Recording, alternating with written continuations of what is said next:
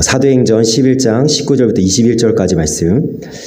그때 스데반의 일로 일어난 환란으로 말미암아 흩어진 자들이 베니게와 구브로와 안디옥까지 이르러 유대인에게만 말씀을 전하는데 구브로와 브레멘 몇 사람이 안디옥에 이르러 헬라인에게도 말하여 주 예수를 전파하니. 같이 있습니다.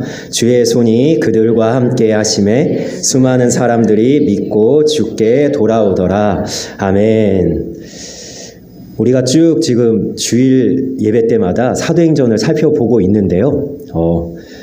오늘 말씀 어렵지 않습니다. 네.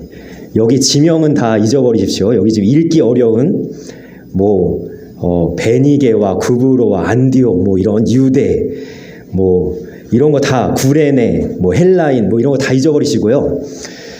딱 동사만 오늘 주목하려고 합니다. 동사. 자, 제가 큰 따옴표를 해놨습니다. 자, 보시면 이렇게 되어 있습니다. 19절 끝에 보니까 말씀을 전하는데, 자, 20절 끝에 보니까 뭐라고 되어 있어요? 주 예수를 전파하니. 자, 21절 끝에 뭐라고 되어 있습니까? 믿고 주께 돌아오더라. 아멘. 자, 오늘 말씀은 이 동사입니다. 말씀을 전하는데 주 예수가 전파되니까 어떻게 됐다고요? 믿고 주님께 돌아오는 역사가 있기를 원합니다. 그동안 사도행전의 배경적 설명, 전에 그 쭉 흘러나왔던 이야기들은 다 내려놓고요. 오늘 딱 이 동사에 대한 예수님의 복음만 전할 겁니다. 그래서 사도행전 강의라고 생각하지 마시고 오늘 내게 들려주시는 이 주님의 이야기가 내 이야기로 들려져서 오늘 이 사도행전에서 일어났던 이 역사, 말씀이 전해지고 주 예수의 복음이 전파되는데 믿고 주님께 돌아오는 은혜로운 그러한 하나님의 손길이 함께 하시기를 주님의 이름으로 소망합니다. 그래서 저희가 읽진 않겠지만 오늘 어디로 좀 우리가 가려고 하냐면 누가복음 5장으로 갈 거예요. 네. 오늘 읽은 본문의 말씀은 그냥 잠시 접어두고요. 누가복음 5장에 무슨 일이 일어났냐면 평생을 어부로 살았던 베드로에게 예수님이 찾아오십니다. 그런데 이 베드로는 예수님을 예수님으로 알아보질 못하는 상태죠. 아직 예수님이 이제 처음 만났기 때문에 예수님에게 뭐라고 이야기하냐면 이렇게 얘기해요. 선생님이요. 그런데 왜 이 베드로가 물고기 잡다 말고 예수님을 만나고 나서 예수님 보고 선생님이라고 이야기를 하냐면 예수님의 말씀을 들으려고 정말로 수많은 사람들이 구름대같이 몰려와 있어요. 그러니까 사람들이 따라다니잖아요, 예수님을. 그러니까 이 베드로가 예수님을 누구라고 생각했냐면 그때 당시에 헬라 시대, 로마 시대에 아주 유명한 선생님인가 보다. 좋은 말씀을 전해주나 보다. 이러면서 베드로가 이제 예수님을 만나는 순간이 있는데 예수님께서 이 어부인 베드로에게 한 가지 부탁을 하십니다. 뭐라고 얘기하냐면 배를 조금만 바닷가에서 조금만 떼어달라라고 부탁을 하세요. 그래서 베드로가 처음 만나는 나한테 이런 부탁을 하나 이런 생각이 들을 수도 있겠지만 예수님의 입장에서는 왜 이런 부탁을 했냐면 너무나 많은 사람들이 예수님의 말씀을 들으려고 오잖아요. 그런데 예수님 당시에 2000년 전에 팔레스타인 이 지방에서는 이 좋은 마이크, 스피커 이런 음향시설이 없습니다. 그러니까 예수님 육성으로만 아마 수천 명, 수만 명이 거기 모였을 거라고 생각이 되는데 말씀을 똑똑히 들려줄 수가 없는 거예요. 정말 예수님의 말씀 하나도 땅에 떨어지지 않고 너무나 소중한 말씀인데 이 말씀 하나하나 예수님 똑똑히 들려주고 싶은데 그래서 예수님께서 너무나도 지혜롭게 어떤 방법을 쓰시냐면 바닷가에 조금 떨어진 배, 그러니까 띄어진 배에서 예수님이 거기서 서서 말씀을 전하려고 생각하세요. 여러분 바닷가 아시죠? 제주도에 그 바닷가 가까이 지어진 집들은 여러분 너무 좋을 것 같잖아요. 문만 열면 바다고 그 다음에 조금만 나가면 바닷가고 너무 좋을 것 같잖아요. 그런데요 다 사가요. 집이. 왠지 아세요? 바닷바람이 너무 장난 아니잖아요. 소금. 그러니까 예수님께서 띄어진 배에서 말씀을 전할 때 무슨 일이 벌어지냐? 바닷바람이 자연스럽게 육지를 향해 불어오는데 예수님이 말씀을 전하면 이 끝에부터 저 끝에 있는 사람이 말씀을 똑똑히 들을 수 있는 겁니다.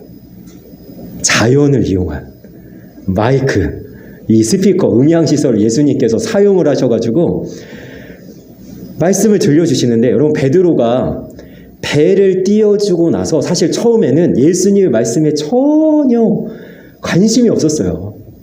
아니, 누가 와갖고 좋은 얘기 들려주나 보다 그러고 배만 띄워주고 그 옆에 딱 앉아 있는데, 베드로의 귀와 베드로의 마음속에 이 예수님이 전해주는 말씀이 조금씩 들어오기 시작하는 거예요.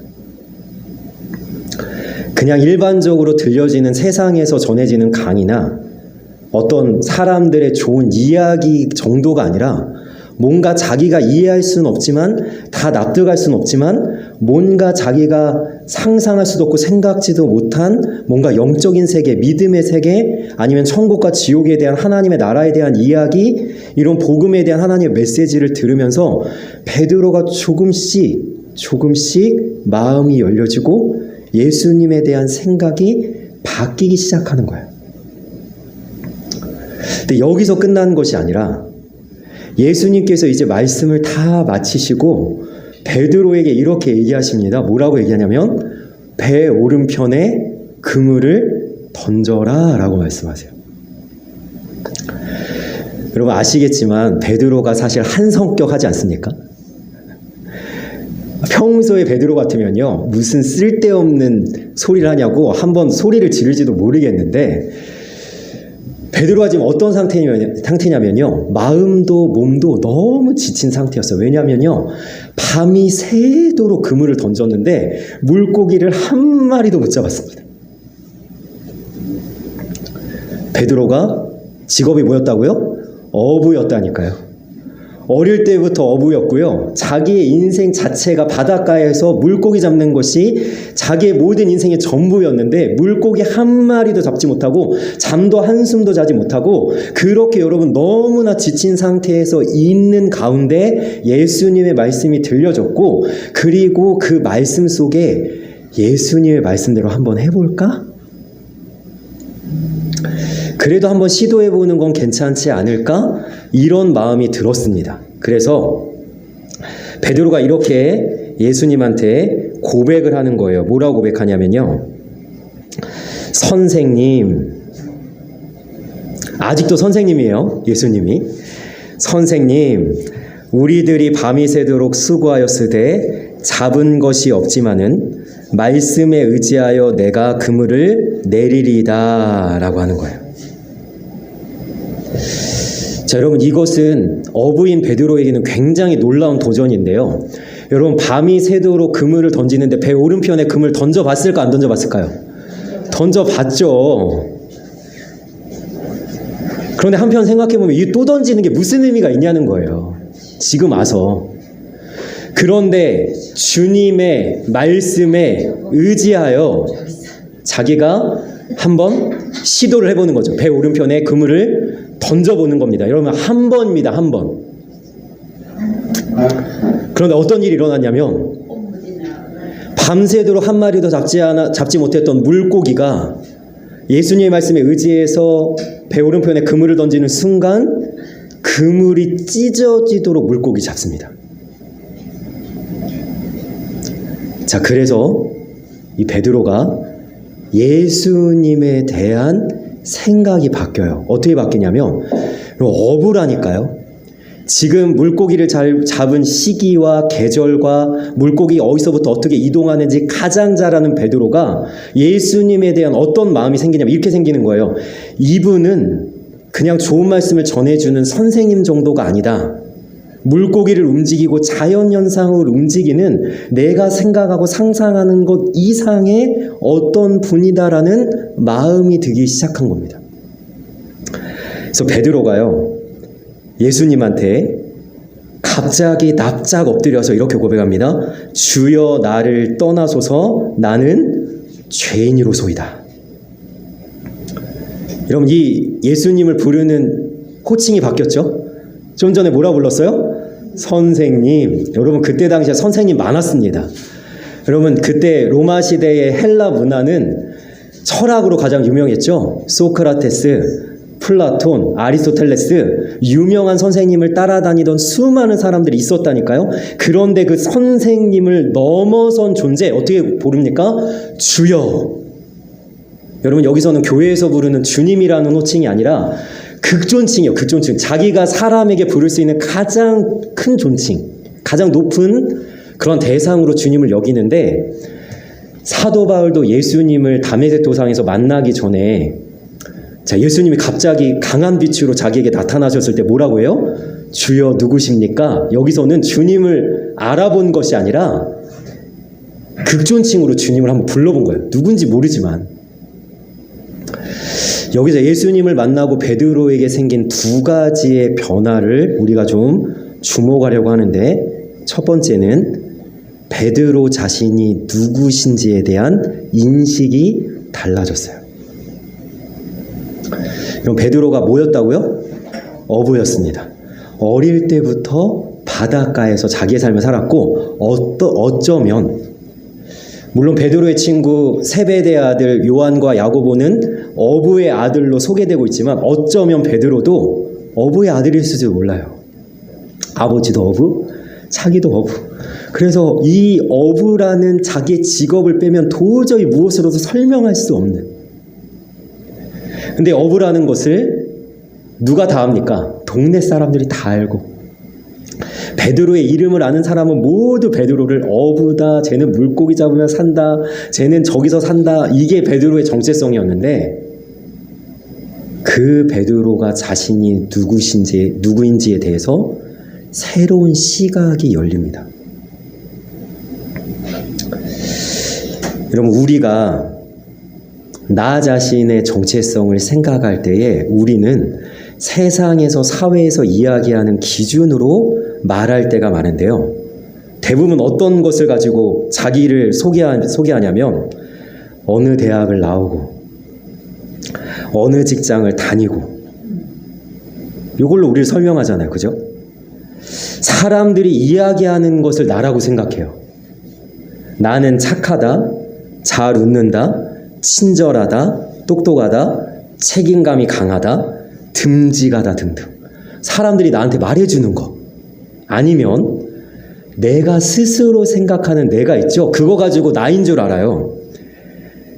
자, 뭐라고 생각합니까? 나는 성실하다든가, 그래도 맡은 일은 끝까지 한다든가, 사람들에게 배려를 잘한다든가, 그래도 이 부분은 다른 사람들에게 뒤지지 않을 만큼 자신 있다 등등.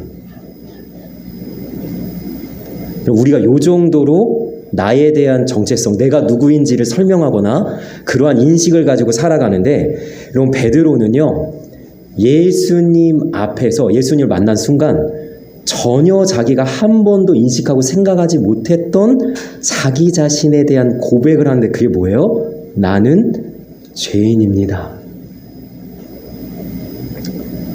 자기가 한 번도 생각해 본 적이 없어요. 이런 영역, 이런 부분에 대해서 자기 한 번도 생각해 본 적이 없어요. 툭 튀어나온 거예요. 자기한테 그냥 툭. 여러분 근데 이거 잘 생각해 봅시다. 베드로가 남들보다 거짓말을 많이 하면서 살아서 이 고백을 했을까요? 더 못되게 살았을 거예요. 베드로의 또래 친구들보다. 나는 도둑질 더 많이 하고 나는 더 사람들을 더 괴롭히고 막 이래가지고 내가 지은 죄가 많기 때문에 이 고백을 했을까요? 그러지 않다는 거죠. 여러분 죄인이라는 이 고백이 나온 이유는 단 한 가지였어요. 예수님을 만났기 때문이에요. 마치 강한 태양빛 앞에서 내 그림자가 가장 어둡듯이 생명의 빛 대신 예수님을 만난 순간 내 안에 있는 어두운 부분에 대한 시각이 열린 겁니다. 내가 얼마나 못난 존재인지.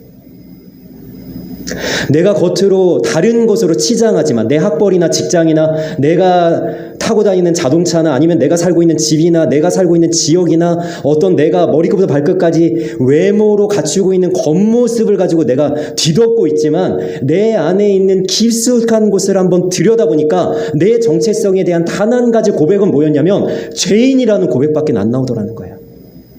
예수님이라는 가장 고귀하고 순결하고 고결한 분을 만난 순간 여러분 나의 민낯이 드러나는 거예요.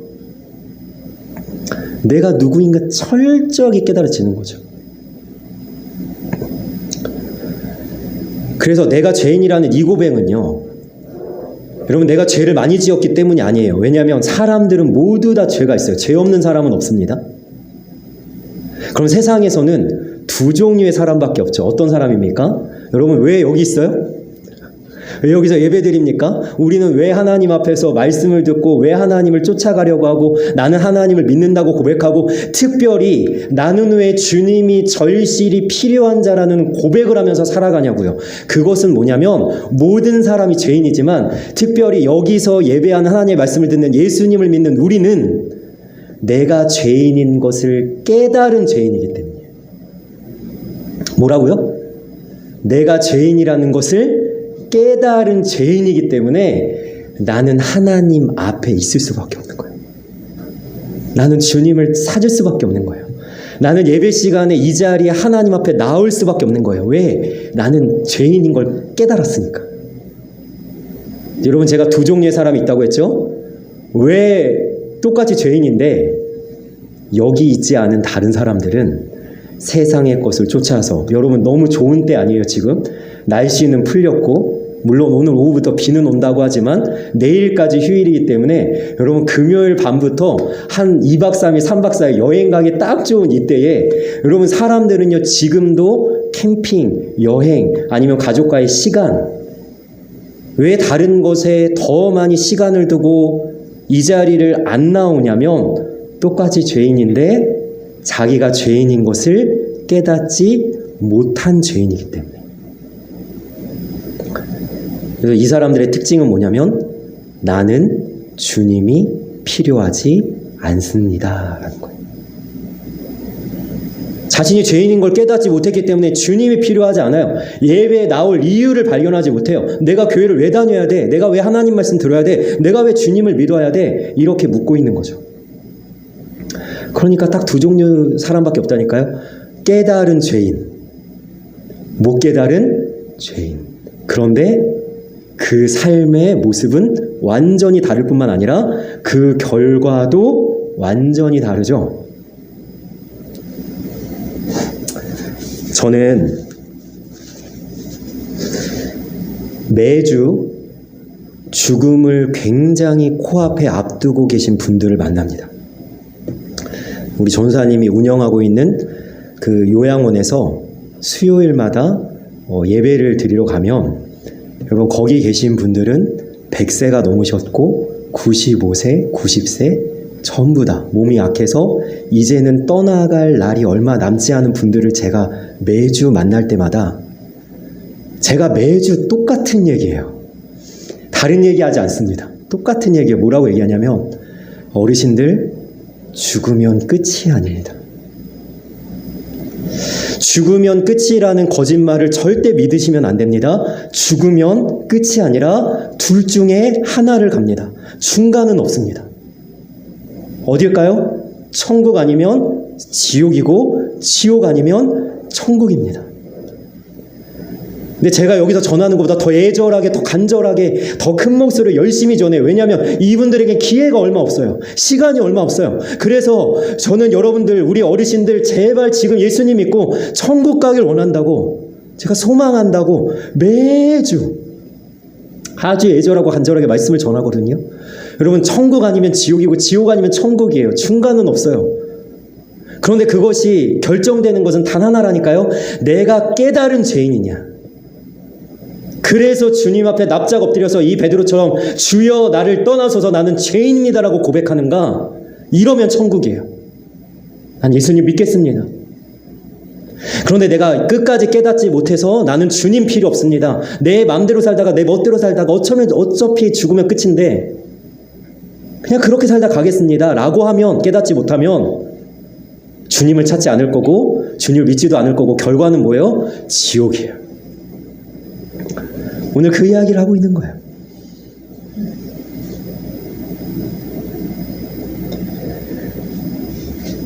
여러분, 주님께 납작 엎드려서 고백하는 베드로의 모습에서 우리는 예수님이 절실히 필요해서 자신을 완전히 낮추고 주님께 예배하는 자의 모습을 발견합니다.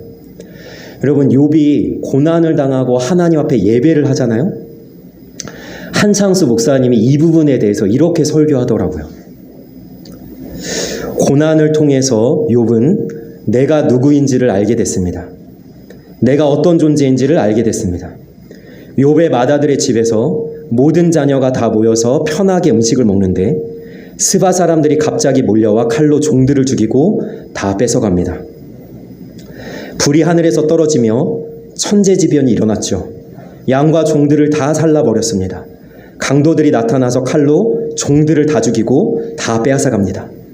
들에서 거친 큰 바람이 집에 기둥을 쳐서 깔려 죽어버렸습니다. 그런데 욥의 반응은요, 겉옷을 찢고 머리털을 밀고 땅 앞에 엎드려 예배했다. 최고의 하나님께 최저의 자세를 취하는 것이 욥의 태도였다. 그러니까 뭐라 그러냐면 알몸으로 왔으니 알몸으로 가는 것이 맞다 이러면서 알몸인 것 같이 하나님 앞에 납작 엎드리면서 하나님 앞에 기도했다. 자기 자신을 오늘 우리 성경에서는 예배하였다라고 이야기합니다. 예배는 뭐냐? 우리 인간의 본성이 가장 비천한 자임을 가장 높은 하나님 앞에 드리는 것이 예배입니다. 욥이 그랬고 지금 예수님을 만난 베드로가 그렇게 한 거예요. 자, 제가 두 가지의 변화가 있다고 얘기했습니다. 첫 번째는 뭐라고요? 베드로가 자신이 누구인지를 철저하게 깨닫게 되는데, 두 번째 변화는 뭐냐면 예수님을 똑바로 보게 됐어요.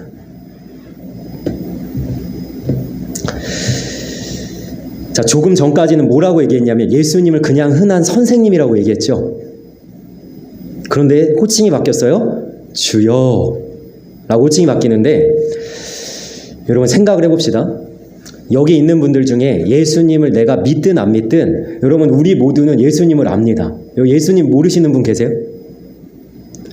이 세상에 사는 사람 중에 예수님 모르는 사람 거의 없습니다. 예수님은요, 교과서에 나오기도 하고 위인전에 있기도 해요. 그죠? 그러면서 예수님 뭐라고 소개되고 있죠? 좋은 선생님이다 소개되고 있어요. 위인전에. 얼마나 위대한 인생을 살았냐. 기독교를 창시했다. 서로 사랑하라는 교훈을 줬다. 예수님 모르는 사람 어디 있어요? 다 좋은 선생님으로 알고 있지 않아요?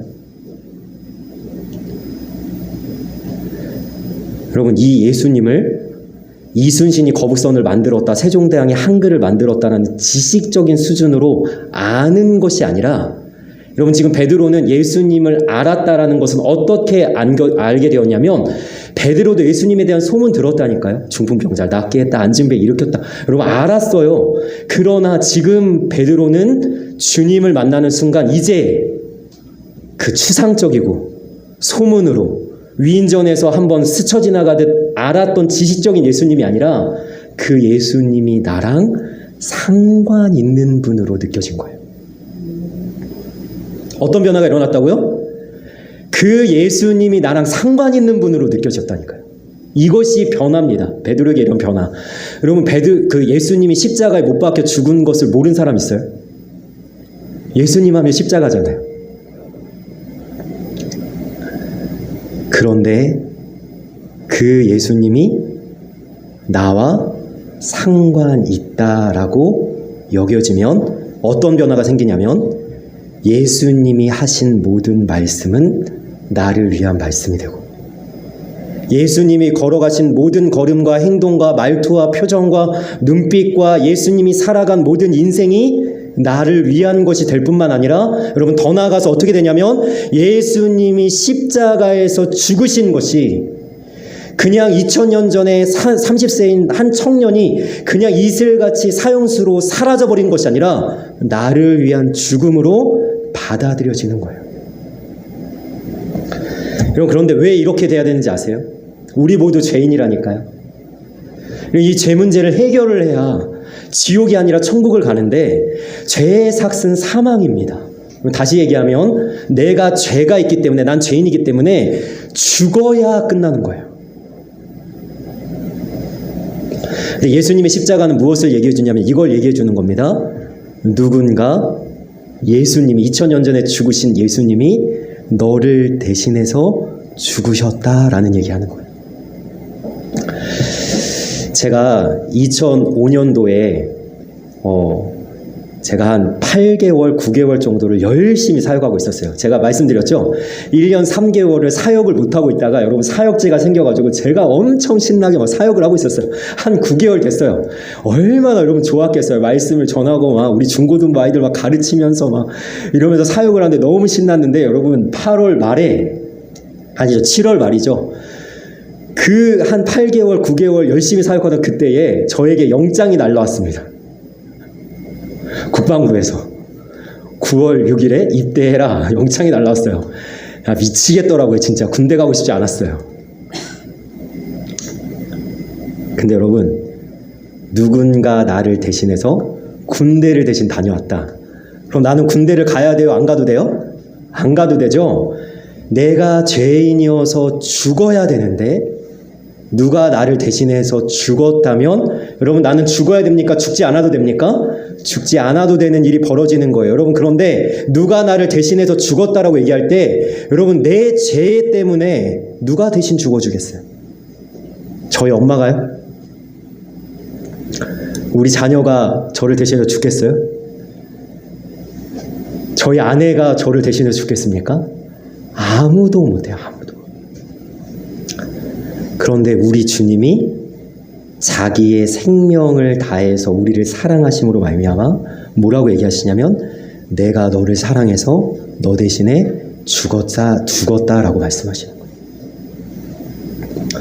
자, 그러면 이렇게 나를 대신해서 죽으신 예수님이 내 안에서 나와 상관 있는 주님으로 받아들이려면 해야 될 것은 딱 한 가지예요. 그건 뭐냐면 내가 주님을 믿습니다 라는 고백이에요. 주님이 나를 대신해서 죽은 걸 이제 믿습니다. 그 십자가가 이제 나와 상관 있음을 믿습니다라는 그 고백 한마디면 됩니다. 저는 처음으로 나를 대신해서 죽으신 예수님이 제 마음속에 와닿았던 날이 아직도 기억이 나는데요. 제가 10살이었습니다. 저는 모태신앙이에요. 어릴 때부터 맨날 교회에 와서 들었던 얘기가 뭐냐면 예수님이 너를 대신해서 죽었어. 예수님이 너 때문에 십자가에서 죽었어. 수도 없이 들었어요. 제가 초등학생에도 불구하고 수도 없이 들었어요. 근데 단 한 번도 제 마음속에 그것이 가슴 깊이 와닿은 적이 없어요. 그래, 죽었나 보다. 그랬나 보다. 근데 어느 날 초등학교 3학년 때 교회에서 제가 기도회였는지 아니면 찬양하다가 했는지 잘 모르겠어요. 앉아있는데 갑자기 예수님이 나를 위해서 죽었다라는 것이 가슴 깊이 느껴지기 시작했습니다. 그 10살 여러분 조그만 그 초등학생 3학년 아이가 여러분 이 장의자 여기에 무릎 꿇고 앉아가지고 몇 시간을 눈물 흘리면서 울었어요. 주님이 나를 위해서 죽었어. 주님이 나를 위해서 죽었어.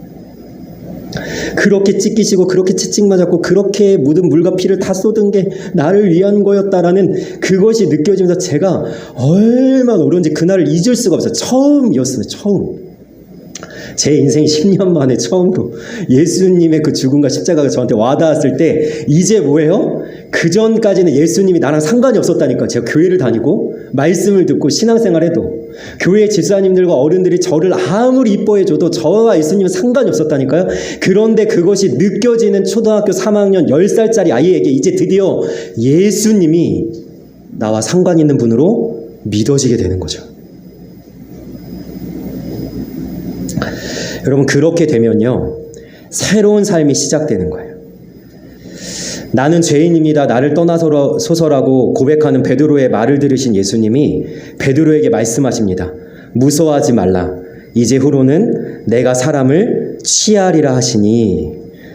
자, 베드로가 어부였는데 이제 예수님 만났으니까 이전처럼 살질 못하는 거예요. 물고기 잡으면서 어부로 사는 것이 아니라 예수님 뭘 하세요? 사람을 낚는 어부가 되리라.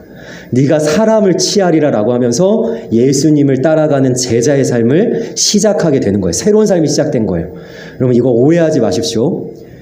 내가 지금 예수님을 믿는다고 해서 지금 다니는 직장을 그만두라는 얘기가 아니고 지금 지역을 떠나서 이사를 다른 데 가라는 얘기가 아니라 여러분 내게 새로운 정체성이 생긴 거예요. 다니던 직장을 계속 다니고 내가 살고 있던 지역을 계속 살아가고 내가 여전히 우리 어머니 아버지의 아들로 내가 살아가도 내가 이제 누구로 살아가는 거예요? 예수님의 사람으로, 하나님의 사람으로 새로운 정체성으로 살아가는 것이 예수님을 믿는다는 의미라는 거예요. 자, 그래서 나는 이제 예수님을 만난 사람으로 살아가게 된다는 거고, 예수님을 만나게 되면 정말 예수님께서 나를 사랑해서 그 엄청난 고통과 십자가를 참으신 것을 믿게 되면 이제는 나를 위해 이전처럼 사는 것이 아니라 지금부터는 주님을 위해 주님과 함께하는 삶을 살게 된다는 것입니다. 자, 오늘 말씀에 나오는 이들도 이러한 경험을 한 거예요. 말씀을 듣고 주의 복음이 전파되는데, 자, 그 말씀과 그 주님을 내 마음속에 받아들이니까 어떤 변화가 생겼어요? 믿고 주님께 돌아오더라.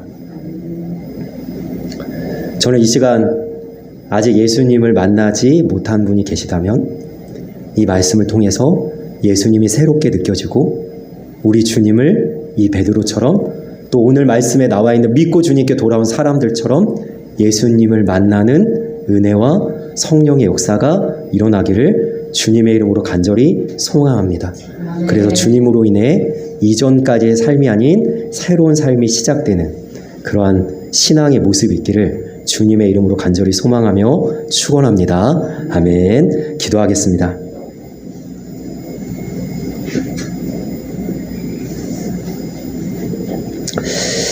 살아계신 하나님, 이 시간 말씀을 통해서 베드로에게 일어난 이 변화가 우리의 마음과 삶 가운데도 일어나길 원합니다. 나 자신이 누구인지를 철저하게 깨닫게 하시고 나는 주님이 절실히 필요할 수밖에 없는 죄인이라는 고백이 우리의 마음과 입술에서 나오게 하여 주셔서 주님, 내가 이제 주님을 믿겠습니다.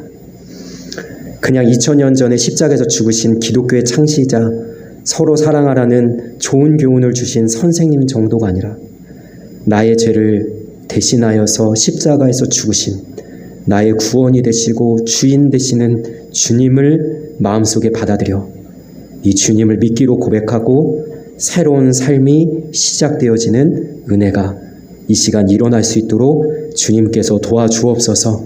우리가 예수님을 이미 만난 자라면 주님, 아직도 내게 남겨져 있는 옛 습관을 다 버리게 하여 주시고 주님을 닮아가고 주님을 따라가는 신실하고 거룩한 삶을 살아가기를 더욱더 힘쓸 수 있도록 주님께서 도와주시고 우리의 삶에 함께하여 주옵소서. 감사하며 예수님의 이름으로 기도합니다. 아멘.